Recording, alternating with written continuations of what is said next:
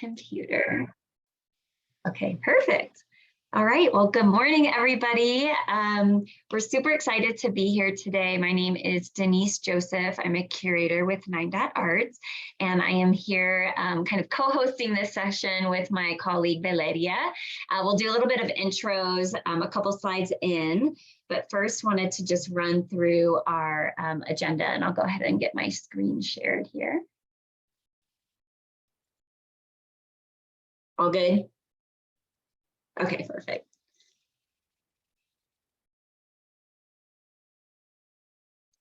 There we go. All right, so we'll start off by doing some quick introductions, give you a little bit of background of who we are and why we're here today. And then the next 3 line items are kind of diving into the meat of our content. So as I understand, the makeup of the crew here is emerging, maybe some mid-career artists. So we geared our content toward conversations that we thought would be helpful for you all. Beginning with, what is an art consultant and how do I work with one? A lot of these principles would also apply to working with a gallerist, for example, or even an organization like a public municipality or something like that. How can you prepare yourself to sell your work in a commercial sense? So what might some pricing tips be? How will you work on a commission? Oftentimes we do a lot of tailored and custom artworks for our clients. And so we have a 7-step process that's really proven to be successful that we'd love to run you through. And then I'm going to hand over the baton to Valeria, and she's going to walk through some tips for setting up your studio space for memorable and successful visits with folks like ourselves, art advisors and curators, as well as other folks that you may have contact with when selling your work. So to begin, my name again is Denise Joseph. I came from Chicago about 3 years for the job here at Dot Arts as a curator, but my background is actually in advertising. And in that role, I played a similar role where I was a liaison between the client and the creative team, so copywriters and art directors. So similarly, I've taken kind of those skills and applied them to this new role where I still work with clients, and I'll get into a bit about who our clients are, and then creatives like yourselves. But the main difference is that I kind of get to be the architect in terms of determining the project's vision and the artist and the creativity that I want to loop in, versus in my past role that was decided by the creative team. So that is a little bit about me, and I'll pass it over to Valeria. Hey everyone, my name is Valeria. I'm originally from Colombia, and so that's why my name's a little different. And I've been in the US for a very long time, over 20 years at this point. And my background's a little different than Denise's. So I have a bachelor's and master's in art history, and my experience really before Dot has been in nonprofit spaces. And I also, while I was in grad school, I was a teaching assistant. And so I taught world art history classes to undergrad students. I think I had, I don't know, well over 120 students that came through my way while I was in grad school. And so right before working at Dot, I helped open a brand new art space in Denver. You may have heard of it. It's called Union Hall in Denver. And so it was me and a small team of 3 people total, and we helped open this brand new space, and it was just a really memorable experience. And if you don't know of Union Hall and don't follow them currently, I would encourage you to check them out. They are also a great resource for supporting emerging and mid-career artists. I believe right now they're actually having an open call for exhibitions that are open for anyone to curate, and you get a little stipend there. So just kind of want to give a little plug to Union Hall, because they're a wonderful organization and resource. And then, yeah, I would say, kind of like how Denise was saying, the greatest difference between what I was doing and what I'm doing now is that, and part of what is so exciting about my role is being able to pay you guys, artists, full price for your work, which is amazing. And creating jobs for artists is by far my favorite part of this job. And unfortunately, as I'm sure you guys know, in nonprofit spaces, you're often paid in experience and small stipends that, unfortunately, you can't really live off of. And so having the ability to actually be able to pay artists in full for their work and commissions and time and everything, it's really wonderful and very fulfilling. So that's just a little bit about me. Snaps to that. Awesome. Thank you. So a little bit about Dot Arts. Not sure how many of you are familiar with what we do, but we're an art advisory based here in Denver, but we do have an office in Seattle, and we have employees all over the United States. So with the COVID, we kind of moved to this more remote and really opened up the talent pool in terms of who we were able to bring into our organization, and have essentially doubled the number of employees over the last 2 years. So it's really exciting growth.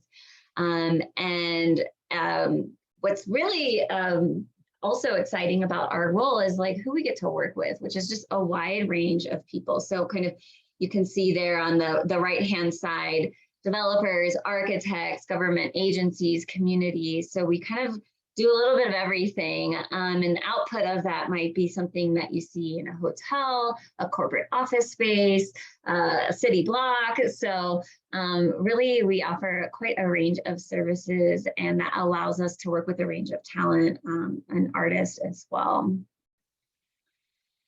So we opened in 2009. Our co-founders, Martha Weidman and Molly Casey, started the company right after the downfall there, but have made such a success about it. And the result, over 900 projects have been completed to date, which is just astounding, over 36 states and 5 countries. The impact in terms of the creative economy is over 40 million put into that economy.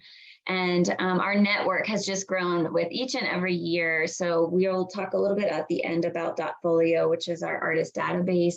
Currently, we've got, let's see, over 100,000 artworks that have been submitted. And that is a tool that we as the curators will use often to research work for our projects. Here's the team, here's the crew, going strong, 30 strong. What's really great about our organization is we're quite disciplined within each of our roles. So Valeria and I are here today representing the studio team as curators, but we have a whole sales team. We've got a whole acquisitions team responsible for the purchasing and the installation. The list goes on, but just to say that it really allows us to focus on our specialty and really kind of hone on our talents and what we love about the job. So I want to play this video. Let's see if this works and the sound works. A little bit more about what we do and kind of the life cycle of a project. This video is probably more intended for the client user, but I think that as artists, it's helpful for you all to know how we're working and kind of where you plug into that process. The mission of Dot Arts. The mission of Dot Arts. The mission of Dot Arts is to use the power of original art to transform ordinary spaces into one-of-a-kind experiences. we listen to clients to really understand the brand story. We connect your brand, story, and goals to visual ideas and concepts. Each of our projects are incredibly unique. All of the work that we do is client-specific and project-specific. The important first step is to understand our client's vision. The first step in our process is defining the vision for the art experience. Defining a project's vision is the most important step to a project's success. As part of the vision development, we create a project roadmap, and that will include budget, timeline, and art locations. In order to get the best possible understanding of a space, We work in collaboration with your partners. We work closely with architects, interior designers, and contractors to make sure that the art program is as holistic and integrated. Oh, we got a stone. integrated as possible. We then move into research and curating to find the perfect artwork. Keeping in mind all of your goals and your vision for the project. And we work with artists and galleries locally in Denver and all across the country To find the right artist to bring your vision to life. Once we have identified your art collection, we move into the art acquisition phase. In our art acquisition phase, we carefully manage the timeline. We manage your project on time and in budget. Our art acquisition team brings everything together through the skillful acquisition of the approved art. Our art acquisition team works every single day to create connections between you and the entire international creative community. We take care of everything in the project, from framing, shipping and delivery, art handling. The collaboration between our clients, installers, and artists culminates at the end of the project for a beautiful installation. The end of the project doesn't mean the end of our engagement. Our team provides marketing materials to our clients, as well as tips on how to tour their art experience. What better way to tell your brand story than through an engaging art experience?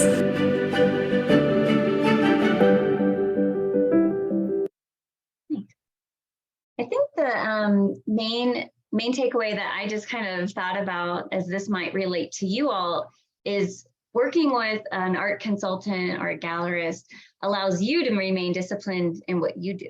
So we kind of take off of your shoulders, you know, all the installation logistics and having to coordinate with the people on site. And then we're also responsible and love to promote the work. It benefits everyone to promote an awesome project at the end. And that's just going to kind of further get your work out in the world. So just kind of had that thought and wanted to share.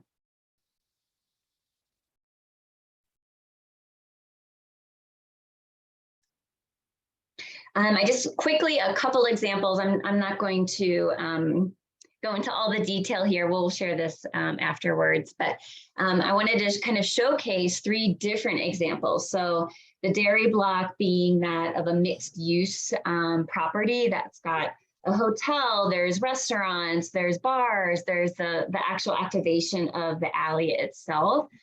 Just kind of showcasing the wide variety of work. So not sure how many have been down to the dairy block, but there's 10 originally commissioned works that were specific for that space, kind of showcased here. But then also attached to the Maven Hotel, you've got Kachina, the restaurant down there, and the actually offices of the developer are in there as well. So just an example of how we were, you know, honoring kind of the history of that site, the Windsor Dairy, and then thinking about the artist, kind of show of the hand and the maker throughout every one of these works that was selected. Jackson National Life is an example of one of kind of a corporate example where we might activate the lobby or the hallways or even the exterior of a corporate setting. This here is their headquarters up in Lansing, Michigan. And, you know, thinking about how art can create and provide a platform for creative thinking, calmness, like allowing people to kind of come together and have synergies. So really thinking about art in a way that will promote idea making and creative thinking. And just a few examples here, some outdoor installations, and some people, as you can see, are making great ideas right there in the corner.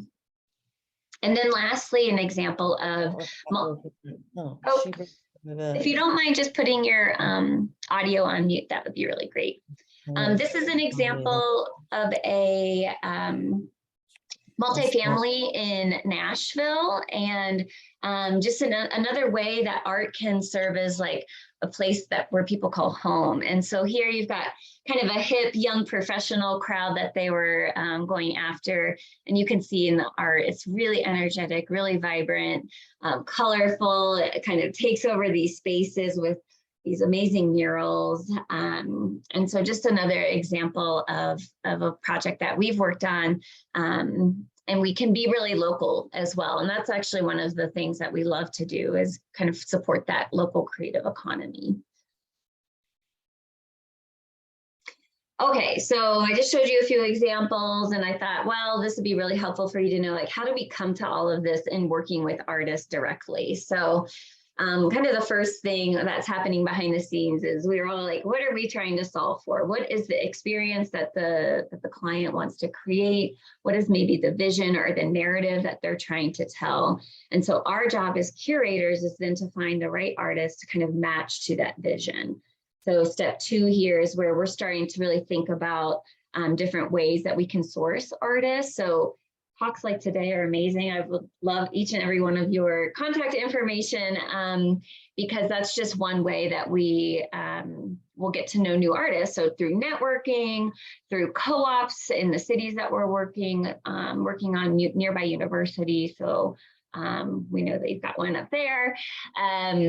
We'll brainstorm internally for ideas. There's a collective experience of probably 25 plus years amongst us. So a lot of brain power there. And then of course, things like Instagram, I'll search hashtags like artist Fort Collins and see who's posting to those hashtags. So new and innovative ways to find artists each and every day.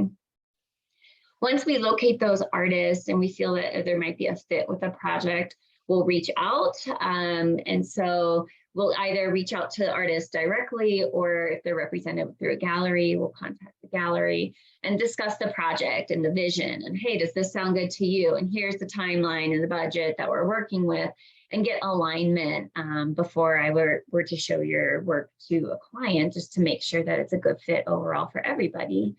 That collection then gets presented. So I might show some portfolio examples or existing work if it's ready to be sold. And then at that point, the client kind of gives us the thumbs up. Yep, we love all of this. And we would then proceed into next steps in terms of acquiring the work or moving into a commission process, which I'll dive into a little more deeply here. Shouldn't be going on. Oh, Kelly, do you mind putting your audio on mute? What's happening with us? Because I asked earlier and a bunch of people said, oh no, we're hearing her just fine. Here, let's go. Go ahead and bring it up upstairs. Let me know when you get it. I'm gonna finish making my tea. Hey, Kelly, I think you might have, I think you're not on mute. So if you wouldn't mind just muting your microphone, please. I'm not sure if there's a way to do it. And yeah, Denise, there is a way for you to do it. That's what I was looking. If you just click the 3 dots on their photo. Okay, yeah. Oh, on her photo, okay. Oh, okay, sorry. I feel weird doing that, but okay. All right, just want to make sure I covered all the steps here. Right, so kind of from start to finish, that's in a nutshell. So part of that conversation, like I mentioned, is really talking about timing and budget. And so as artists, it's really important that you kind of have your ducks in a row when it comes to anyone inquiring about pricing, so that everything's really organized and you have consistent pricing that you're sharing across the board, so that there's not ebbs and flows. You know, you want to make sure that there's a universal price list out there, as to not inflate or maybe underestimate the work's value. And so I'm going to run through a few definitions. Some of you may be familiar with this, but the hope was that maybe you'll learn something new, even if you are, or for those that haven't really thought about pricing, this will definitely be a really good tool for you. So some kind of grounding definitions as we think about pricing overall. Down here from top to bottom. So the production costs, of course, what are the costs of materials? Kind of, you know, if I was going to pay for this coffee mug, what does it cost to make it? So that's the time to create the piece. The wholesale price is the work, the price that you'll make when selling the work. So it's taking into account that production cost, making sure that you're kind of getting paid the value of your time and your materials and then some. And we have some formulas at the end that are really helpful in how to kind of arrive at those costs. The retail price is that price that's paid by the public in purchasing your work. So the price that we as the consultants are selling the work for, the gallerists, or what you might be selling it for out of your studio, for example. So that's the retail cost. And then the market value, you know, if you're a Jeff Koons, the market value is going to probably be much more than what maybe the retail price is calculated at. So it's what people are willing to pay, maybe extra premium for your work. And I've got, these are pretty text heavy slides. I acknowledge that. Again, this was meant to kind of be a leave behind. So I'm just going to hit on some points here. So when thinking about the art of pricing, so thinking about number one, you know, what does it cost? What are the overhead costs to make your work? So materials, the cost of your studio rental, your time and labor in creating the piece. You also want to think about, you know, are there any factors that may add to like the premium nature of the work? Is there a rarity to what you're making? Is it one of a kind, or is it an edition where you're going to have 250 prints? So these kind of variables will definitely play a role in how you price the work. Who's doing similar work, and maybe you can kind of take cue from them. So look online, talk to your artist friends, your communities and network. I think this organization is a great example of that, to see how other people are pricing similar work, so that you can kind of make sure that you're right in the right spot. And then from there, really taking inventory. So I know Amelia is super organized about this, because anytime yes, you are. Anytime I get in touch with her, I mean, she's back to me within a day with her pricing. So, you know, what do you have that's available? What, you know, kind of taking stock, whether you're, there's many ways to kind of formulate this information, but Google Sheets, for example, where you're just listing every single artwork, the medium, the size, and that pricing. So just taking care to really have all that detail organized, so that you're not confused and you're not confusing others. And then I love this, once you've established like this great crazy pattern of sales, that might be time to reevaluate your pricing. You're in such high demand that you could probably move up on your pricing scale. So in terms of kind of that, we're often having this wholesale retail conversation with artists. And I think this slide just iterates again, wholesale price is what you are getting paid. What is kind of like the lowest price that you're willing to accept for selling a work? Because that is going to be your take home pay. Whereas the retail price is typically marked up at 50%, so twice that of the wholesale price. And that's kind of the cost for the sale. So the cost for 9 Dot Arts to kind of rep your work, put all the time that we did to research and find you, all the time that it's going to take to actually place and install the work. Gallerists when they're mounting their exhibition. So kind of that kind of cost, I suppose I'm just repeating myself, but the cost to actually get the work onto a new owner's wall. So wholesale, what are you willing to accept as that price? And then the retail is the price that is sold to the new owner. So here's a kind of a cheat sheet in terms of thinking about pricing. So the production cost. Just a quick heads up, you broke up for a little bit for maybe like the last 2 sentences. Oh, shoot. Okay. Let me go back. Maybe I'll pause my video just for a minute. Make sure we're getting the full bandwidth. Let me know definitely if that happens again. So just to kind of recap on this slide, that wholesale price is the minimum price that you're willing to accept for the sale of the work. So for that work to leave your studio, and that you're going to be happy with that take home pay. Whereas the retail price is often marked up at 50% of that. And kind of the difference there is what the consultant or the gallerist is going to kind of accept as their cost for selling the work. And so here is a little bit of a cheat sheet in terms of how you can set your pricing. So you'll want to kind of, this example here on the left is showing an 18 by 24 print, 2 hours to create. You know, you're estimating that your labor is $20 an hour, and that you spent $15 in materials. So the production is, as I mentioned with that coffee mug example, all the costs that go into just the pure production of the work. So here we've got that hourly rate at $20 an hour, 2 hours of work, plus the $15, getting us to a production cost of $55. For your wholesale price, we talk about what you're able to cover with your cost, your materials cost, and then some. The and then some is basically multiplying that production cost by 2. So you're getting to a wholesale cost of just over $100. And then as mentioned, the retail price is often double that. So what we would go out and sell the work to our buyer for at $220. So you make $110, we make $110. And this is just one example of how that can be set. There's many, but we thought it would be helpful to have a starting point for a simple method. Better on the audio, Valeria? Yeah, Okay. no problems. Okay, so we're throwing around a lot of definitions and terms here. How do we kind of put some sense around this? So when you're selling your work to the public, so if I come into your studio, if a neighbor is like, oh my gosh, I love what you're doing, I want to purchase that work, you should be selling at the retail price. In that case, say it's just to your neighbor, you're going to make the full amount of the retail price. If you're working with a third party like myself or a gallerist, then you're going to make the wholesale price, and then we'll make the margin on that retail price. So kind of moving us into the next example, when you're selling to me, you'll be selling the work at the wholesale price, but we're selling it to the client at the retail price. And then the last example here is if myself or a gallerist is selling the artwork then to a client, we're using that retail price.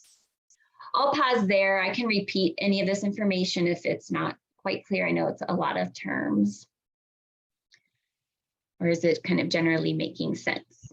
And just a reminder that we'll be sending this out afterwards as well. So don't feel like you have to like frantically take notes or screenshot. No, not at all, right. You'll have this. I'm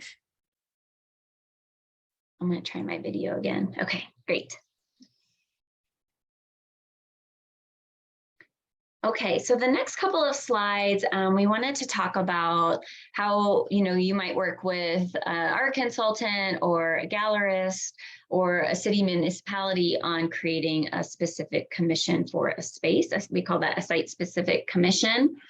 We boiled this down into seven steps. So we've established the vision for the project. We know that we'd love to see an artwork from you, the artist. And so the first step is to create a design proposal. So the example kind of used throughout these next few steps is a sculpture by UK-based artist David Harbour for the Denver Water project that we worked on. So David submitted the sketch. Oftentimes that will come in a nice, gorgeous package. We'll learn about the materials, the time that it's going to take to do this, any special instructions that the artist might require to make the work happen. And we'll pay a design fee for this time. Your time is valuable, and we want to make sure that you're compensated accordingly. Throughout that kind of design process, we might have one or two versions that we're going back and forth with you on or the client on, just to get it to the exact right spot for the project. And then at that point, once everyone's really happy with where it's at, the sketch, the design proposal is approved and the design stipend would be paid. Moving us into kind of steps 4 and 5. This is all the paperwork. And so very important part of the process. It can be a little bit daunting. So we do have some resources on our Dotfolio website that shares sample contracts that you could kind of familiarize yourself with and just feel like you're really comfortable. You want to be your own advocate. We are always happy to walk through any questions. A lot of the templates that we have are boilerplate and kind of tried and true, but definitely welcome questions. We want everyone to feel very comfortable entering into a contract. So at that point, we might collect from your W-9. We're going to get all the PO set up. And with commissions, the typical process is that the artist would be paid 50% of the purchase price. So in this case, the wholesale price is what you're going to be earning. So you would make 50% of that to really get you going and off the ground. And then as we go through the process, it's at the end, once the installation is complete, that balance is then paid. the best part, the creation of the work. So here we have, as part of our artist agreement, check-in points. So where we just want to make sure that the artwork is staying on timeline, that is staying according to the design sketch. And so we have these kind of milestones, 30, 60, 90% of completion, where we'd be requesting from you just in an email, hey, can you send us some photos and a little description of what's going on in the studio? And we will share that with our clients to kind of let them know everything's going according to plan, and make sure that everybody's on the same page the entire time. So this holds everybody accountable. The couple of sub bullets there just speak to, again, making sure that we're on track with the original sketch. At that point, you know, the client may be so excited that they want to start marketing this, and maybe we'll grab some videos or kind of in progress photos that they're going to put on their Instagram or their website. And we're also at this point having discussions around any structural needs to start to kind of prep the site for receiving the work itself. And then voila, the piece is installed as originally designed. I know this was quite a complex project coming from overseas, but given our kind of 4-stage process, everything did go according to plan. And it's at that point, we've done our site walk with the client. Everybody's super happy that we'll finalize the payment and that remaining balance on your PO. And then, of course, celebrate and promote the work through all of our social channels. And I think with that, I'm going to toss it over to Valeria to discuss creating successful studio experiences for galleries and collectors. We are throwing so much information at you guys, but hopefully this is helpful. So this is switching gears slightly, but obviously still very related to like the greater topic. So Denise, if you want to skip to the next slide. So we kind of set this up into like how to prepare for successful and memorable studio visits, and in 3 steps. So the first step actually begins way before you have a studio visit set up, or you've been contacted by a collector, consultant, or gallery. And this really just starts with your website. And we wanted to take a moment to talk about this because the website is so important. It's the first impression that anyone gets of you, your practice, your work. If you don't already have a website, Squarespace is an awesome resource for one. When we were starting Union Hall, that's what we use. And I have no experience like creating websites or anything like that. And it was really easy. They have a lot of templates and a lot of free options in there.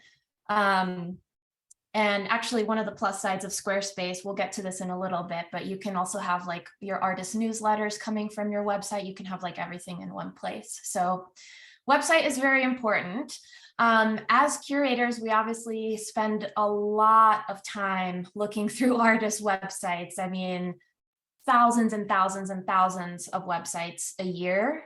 And so these are kind of some things that stick out to us as important ingredients for you to think about as maybe you're updating or revising your current website or building a new website.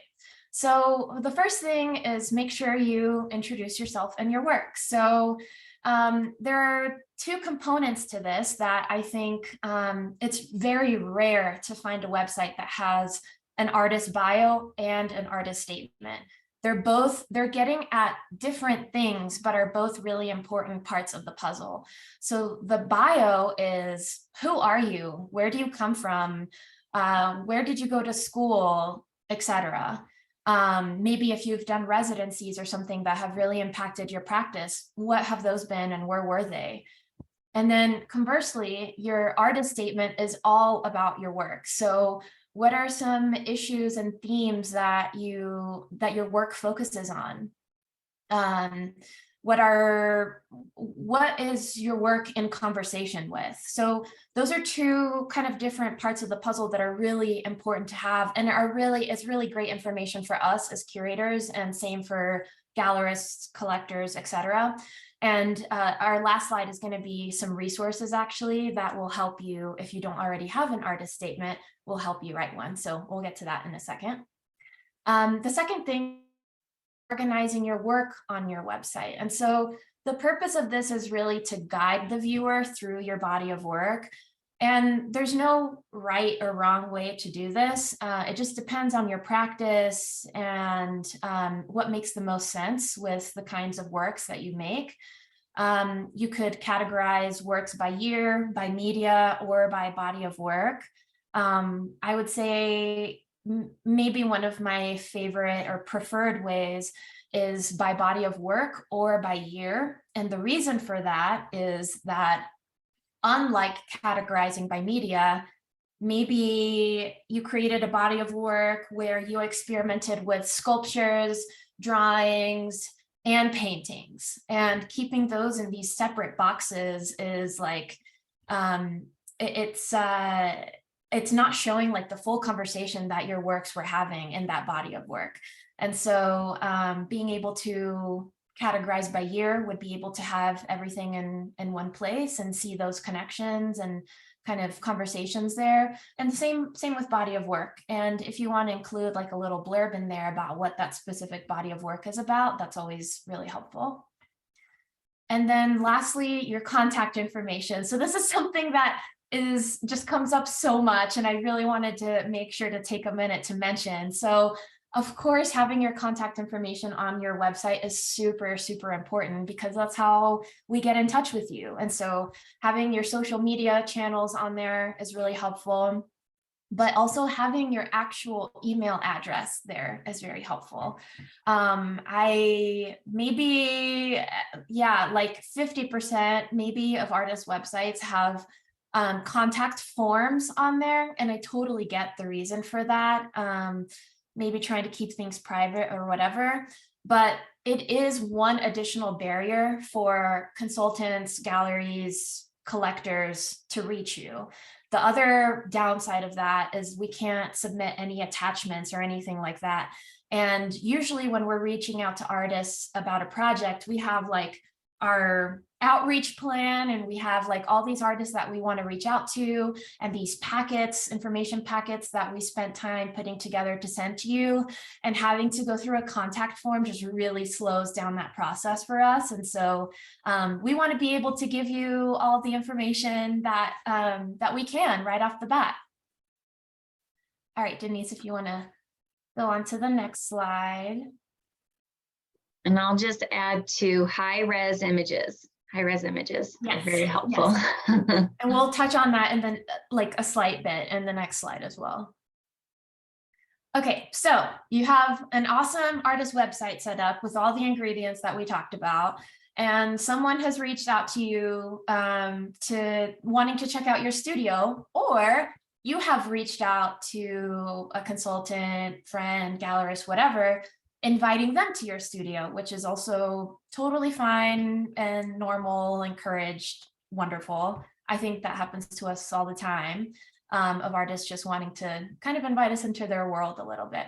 So how can you set up your studio to create the most successful experience for your visitors?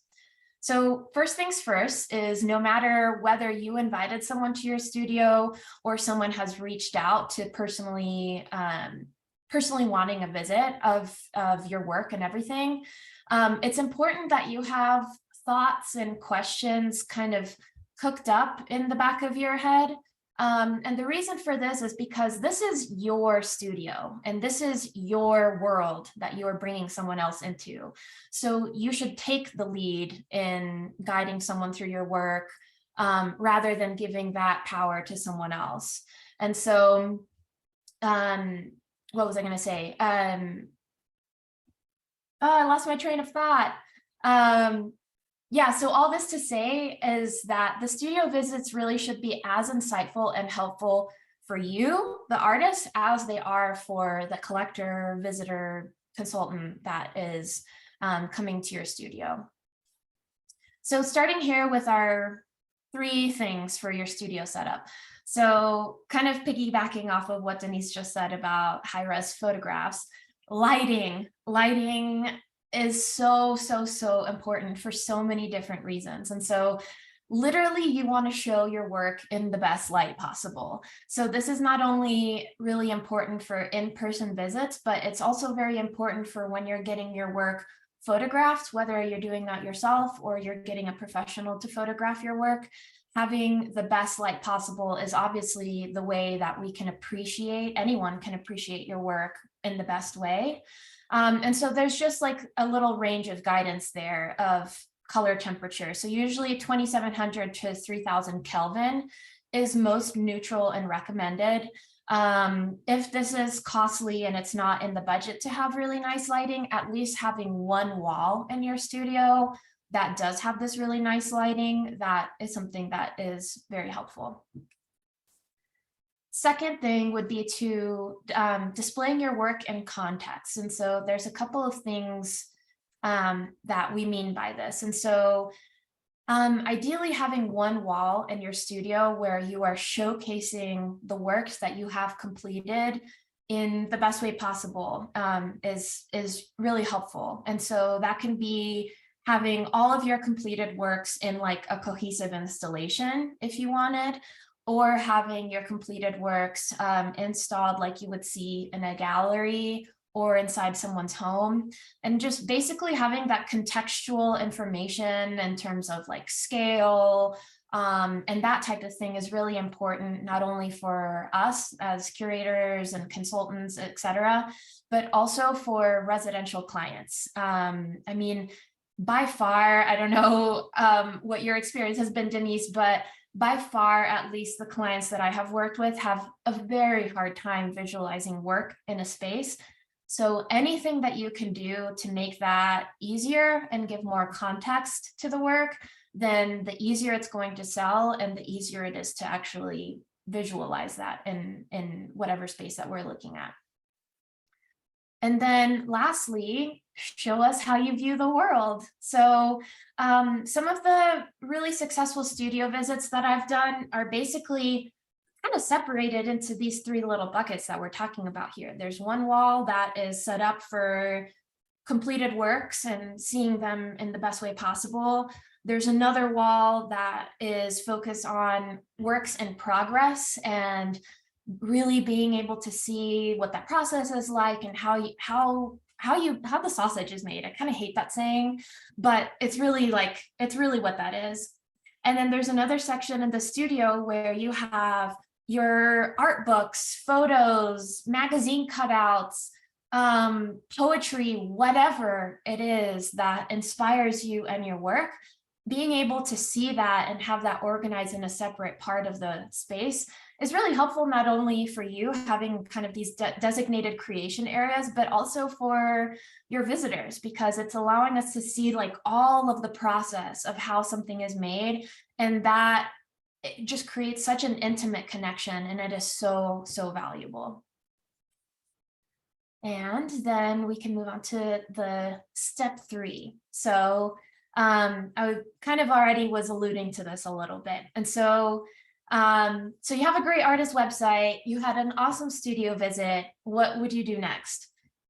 You want to follow up with whoever visited your studio and thank them for their time, etc. But there's a lot of ways that you can do this. I mean, you can do this in an email format.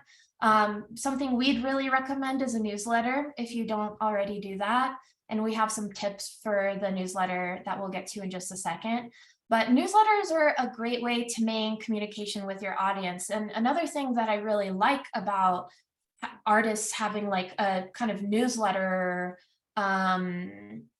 I don't know, program or whatever, is that it gets you in the mindset of compiling all of your contacts as you meet people and maintaining all of their information and updating it. And so that is very helpful for you to have as well. So I noticed that every time I have a studio visit with an artist, or I chat with an artist about a commission or their pricing, etc., artists add me to their contact database because I start getting their newsletters. And so I am regularly updated about what works they're creating, what exhibitions they're a part of, etc. And it's just wonderful.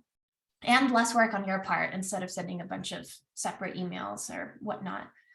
The second thing is make sure you keep your website updated. So obviously, if we find your work, but we see that your website hasn't been updated since 2005, we might assume that you're not creating new work anymore, or basically that's not going to be that's not sending the right message about your practice being active. And so make sure that you do that. And also it's helpful to think of your website as doubling as your own inventory. I mean, that's basically what it is. And that's why you want to have nice photos of your work and all of the information on there, because it's just as helpful for you as the artist as it is for third parties that are viewing your work. And then lastly, have an updated price list. And so this can be something that, depending on how much work you create in a year, you can decide at what intervals it makes the most sense to update it. But this is something that is really important for you to have handy to give to people like us, curators, consultants, gallerists, et cetera, because that is what lets us know whether or not we're able to work with you and within the budget that we have.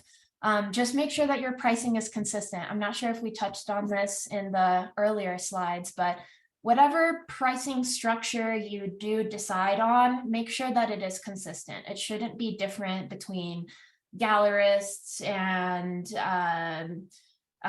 what else? I don't know. Your neighbor. Yeah. It should be consistent. And the reason for that is because transparency. And you may offer different discounts. Say you and your best friend or something, you're gonna give them a little bit more of a discount, or so that's up to you. But the retail price, kind of that top line price, should always remain consistent. Exactly. And when you get to a point in your practice where, as we talked about, you're making so much work, you can't even keep up with the demand, and you're raising the prices, that's totally fine and great. Just make sure that once that bump is made, all of your retail prices then also match that bump. And so real quick here on the right hand side, we have some tips for your artist newsletter. These are just taken from, we get so many artist newsletters. And so what are some of the things that we think are really successful? So you want to be in touch often, but not overwhelm people. And so quarterly newsletters are a pace that work really well. Again, it just depends. Like if you're creating 10 new works a month and you're just like cranking everything out, maybe it makes more sense for you to be in touch more frequently than just once per quarter. But make sure you include any upcoming exhibitions or events in your newsletter, places that your work is going to be exhibited in, and share an updated list of available works along with works that have sold.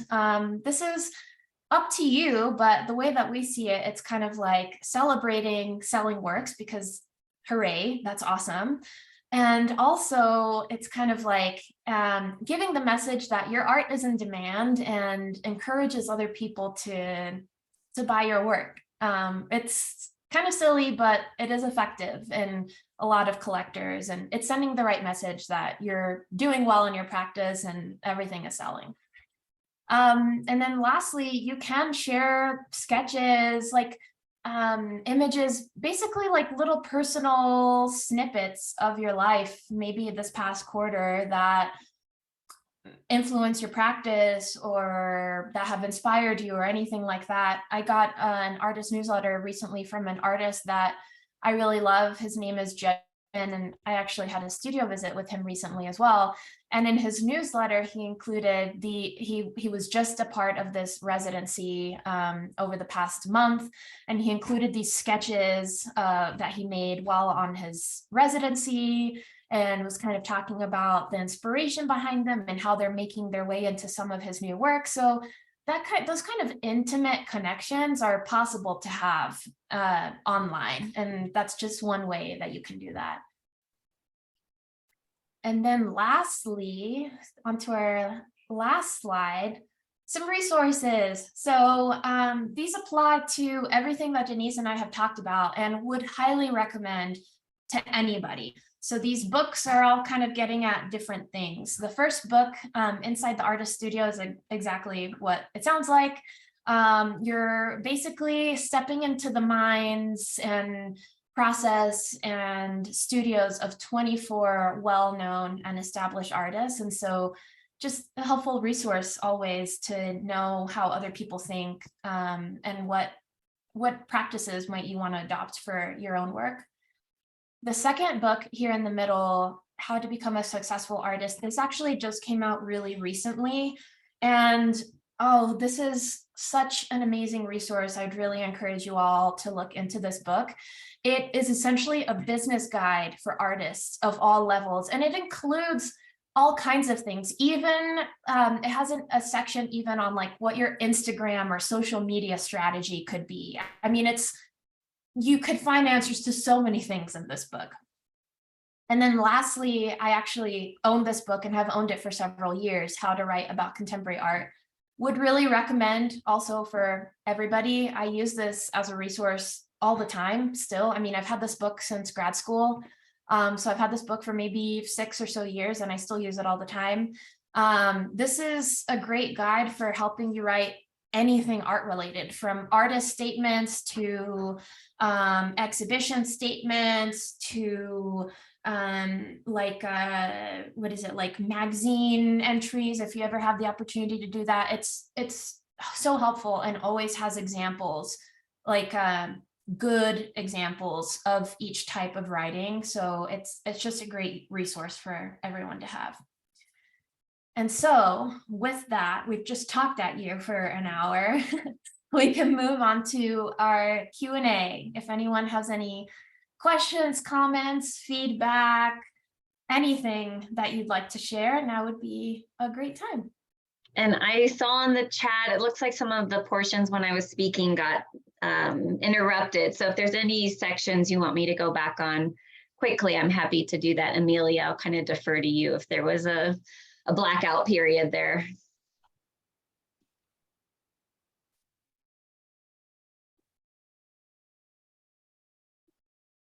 Yeah, I mean, there were a couple spots, but if there's different things that our visitors, most of the, okay, so I'll let Laura offer what she's saying there, if you guys want to read that. Yeah, so most of our projects have great scale. Is there a place for small works?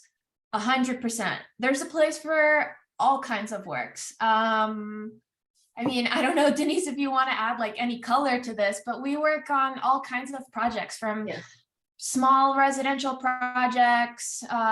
We do like salon walls of a lot of smaller works in different spaces, from hotels to offices. And actually, I just thought of this, but a couple of months ago, one of my projects installed in a corporate office in Salt Lake City, and it was made of, 3,200 2-by-2-inch little tiny paintings. So yes, there is definitely room for even the smallest of works in all of the projects that we work on. I think you touched on that greatly. Another thing to think about are different applications like a hotel guest room. So in that case, while we might not come to you for 200 original artworks of a smaller scale, we may want to talk with you about image licensing. So having a high-res photograph or scan of a smaller work that then we'll take on kind of the production, the mass production of, and that way the work can be multiplied across many guest rooms and for many to experience.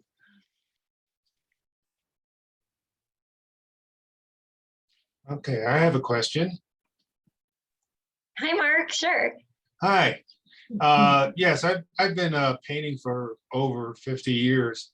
And so I was wondering about consistency of older pricing of some of the older works. Couldn't I discount that? Is that reasonable? To lower the price of the older works? Right. Yeah, I think that's kind of in line with a studio sale where you might, lower the price because you're looking to offload some of that older inventory, or you have too much of one maybe period of time, but you're looking to still place the work in great hands. So I think that's a great example of where you would adjust the pricing, but you would adjust it for all, whether you're selling it to me, to your neighbor, to your best friend. Right. Thank you. Sure.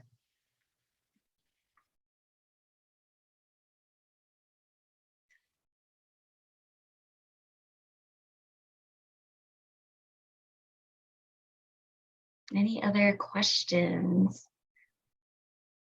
Come on, guys, don't be shy. This is your chance.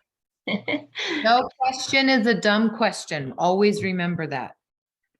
And if there are no questions, but you have suggestions for things that we could cover perhaps in another talk and some other time in the future, things that would be helpful for you all to know that we didn't talk about today, that's also great feedback for us to have.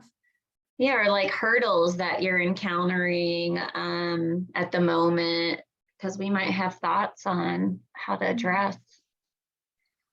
So one of the things I was curious if you guys, maybe you could help us walk through. So one of the things that our studio tour artists are doing is they are either, getting their space ready for, visitors to come in. Or sometimes they are actually offsite at a different location. Because one of the things that we've been doing with the studio tour artists is trying to bring them together in like a pod type of situation where there's like a host studio so that it's a little easier for our visitors. So I don't know if you want to talk about making a temporary space, make it feel kind of like your studio. If you could maybe, I don't know if you have some ideas about that. Could riff a little. Valeria, I don't know if you want to touch on that. I think that we've done temporary activations where similarly we're bringing artists. I think Amelia, you did one for us at the Oxford.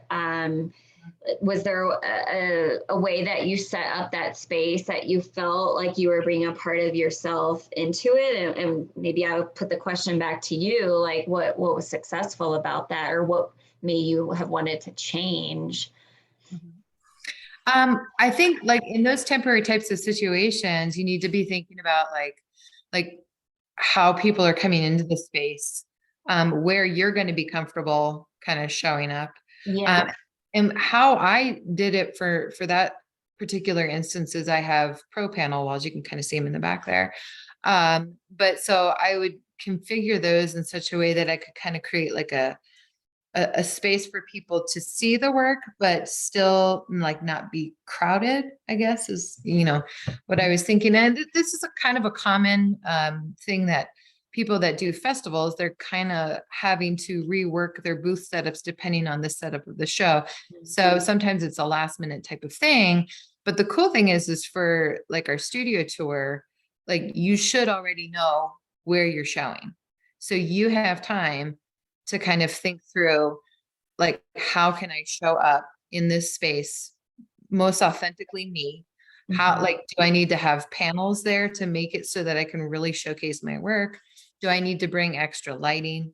Do I want to, I loved your idea. And this is a great thing. I think people that are not in the studio can totally utilize in their other spaces, which is, have snippets of inspiration, or have a wall of inspiration if you want to have a wall of in progress, and then have your completed work so that people get a sense of how your artwork actually progresses. Because when people are coming to the studios, that's really what they want to see. They don't want to just see it in its finished state. They want to actually experience the whole process of it. Yeah. And I'll say from going to my fair share of art fairs, less is more, when you overwhelm because you're just like, I want to show them everything. It can become, you get fatigued as a viewer and a visitor. So I think there's something more intriguing about if you just have like 3 to 4 really amazing works, your top favorites, and that's what you're putting out there. And people then can visit your newly branded website or Instagram page for more imagery and information. Mm-hmm. That's a fantastic thing. I know it's scary because you're afraid, like, if you don't put that one piece out, like someone's going to like miss out, you're going to miss a sale. But remember too, like a lot of us are doing 2 weekends. So one of the things you can do is you can put out a curated collection of your work, and then you can go ahead and let people know, I'm actually going to be showing some different work the second weekend. So then that way you aren't overwhelming your visitors, and you're giving them a reason to come back. And you're also showcasing, your work in the best possible light. Mm-hmm. Great. Well, I'll move to our kind of final slide if there aren't any other questions for how you can stay in touch with us, because we would love to hear from you. So as mentioned at the setup, we have a proprietary database of, I think there's over 10,000 artists or nearly at this point, that we as curators use to research and find artists. It's called Dotfolio. And so you can scan this QR code or follow the URL here in order to sign up. There's just a couple of quick questions. And essentially it's an online portfolio platform where you're uploading those high-res images and filling out the details of the piece, spec and medium and pricing. Again, that retail and wholesale pricing.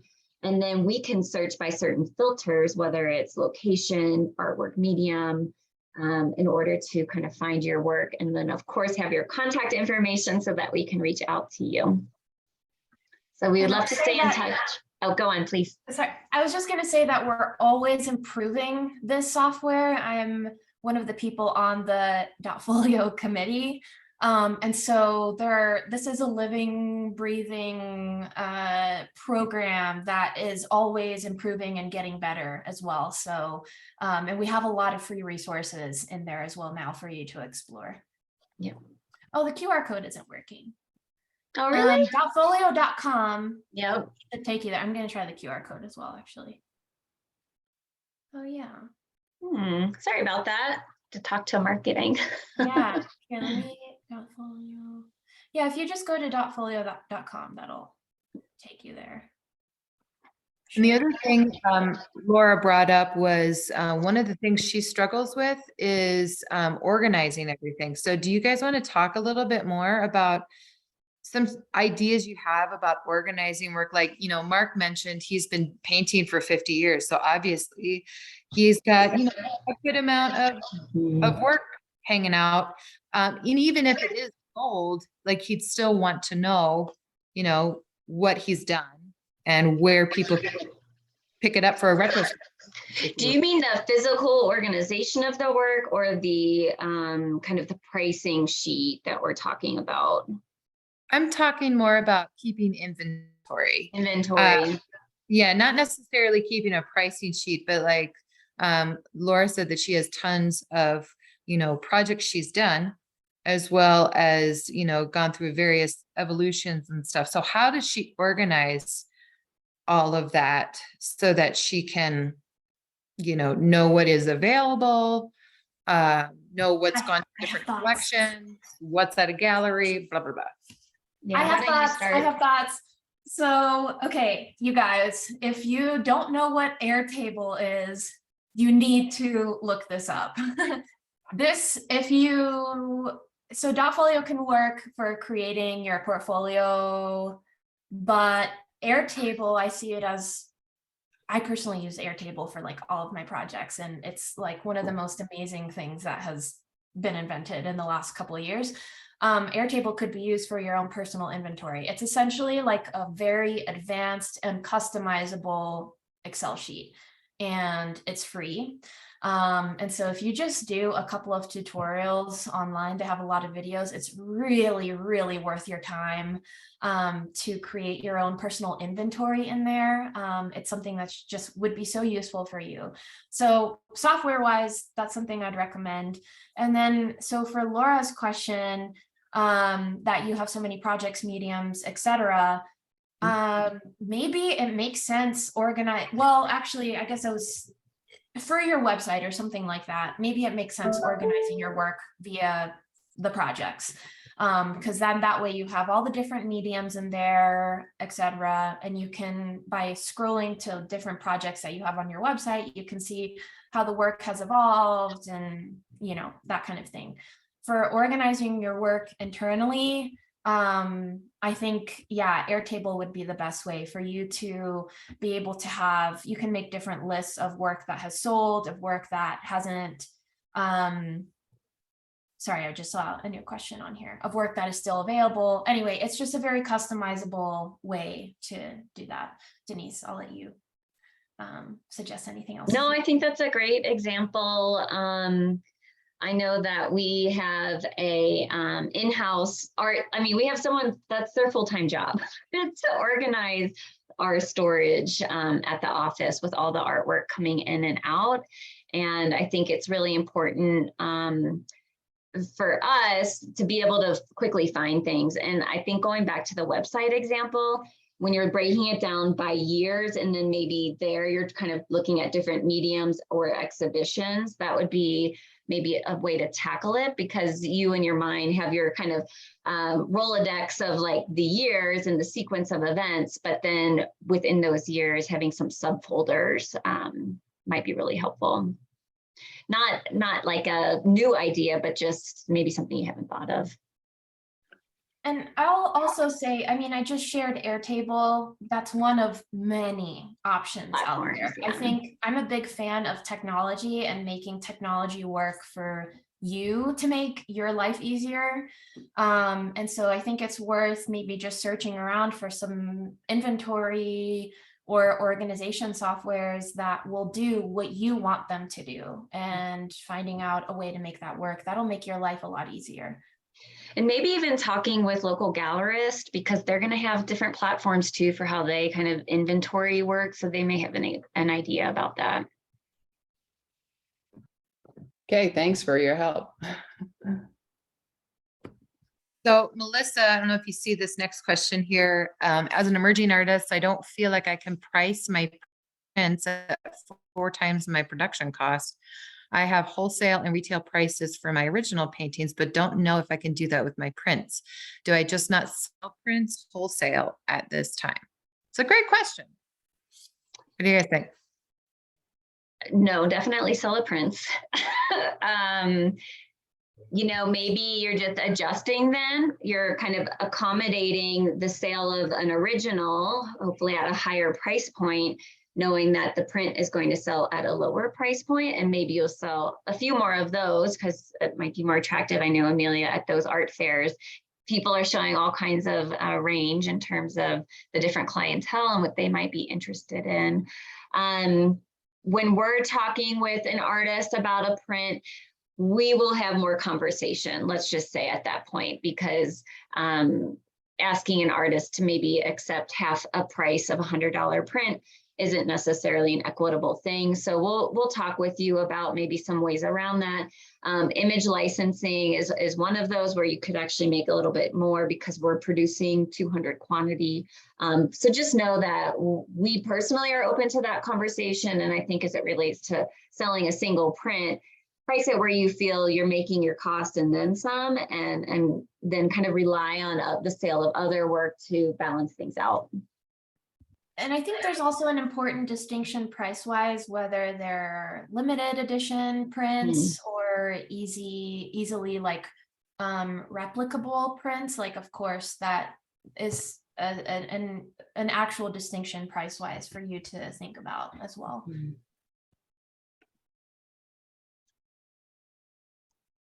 All right, one more question. All right. I think that was, I think everyone's in good shape. Does anyone else have anything else? This is your time. Well, thanks again, Amelia, for organizing it. It was really great to chat with all of you. And we hope that something here today has resonated with you and will help further your professional practice. Yeah, and one thing I will say, artists, friends, if you guys have any additional questions or you need anything, I've been working with these guys for, oh my gosh, like 10, 12 years.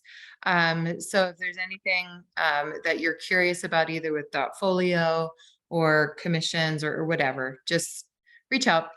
Yeah, great. All right, well, everyone have a great rest of their day and upcoming weekend. Thanks so much, everyone. Take care. Thank Bye. you guys. We're so glad that you came and shared. We appreciate you. Take care. Bye now. Thank you, guys.